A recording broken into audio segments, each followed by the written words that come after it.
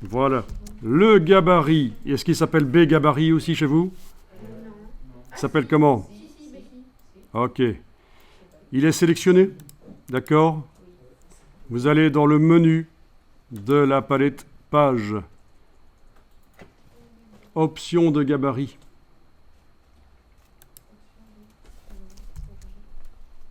Et là, vous allez pouvoir changer son nom. Et on va donc indiquer début de chapitre, par exemple.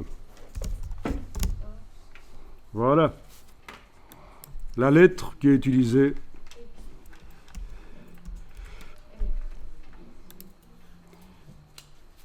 J'ai mis 3 lettres. DDC, début de chapitre, par exemple. Le préfixe. C'était pas une seule lettre qu'on pouvait mettre, on peut en mettre 3. Voilà. Encore une fois, si vous travaillez avec certaines personnes, il faut se mettre d'accord sur la nomenclature, sur la manière dont vous nommez les choses. Bon, ben on va appliquer ça à...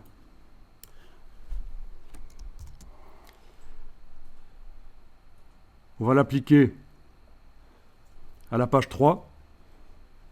Vous déplacez simplement ça sur la page 3. Et voilà, sur la page 3, on a ça. Pourquoi sur la page 3? Pourquoi pas sur la 2? Ben parce que je vais considérer que la première page, c'est la couverture. Je tourne la couverture, j'ai une page blanche.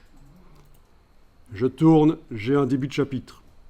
Parce que je trouve que ce serait bizarre directement, quand on ouvre la couverture, d'avoir le début de chapitre. Je vous rappelle qu'on est avec un document seulement recto.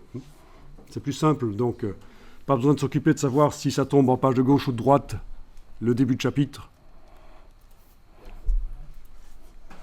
Ça tombe forcément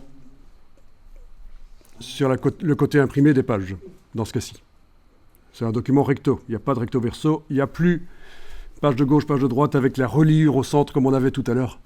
Avant qu'on aille dans format de document décoché, page en vis-à-vis, on avait ça. Maintenant, on l'a plus. Bien.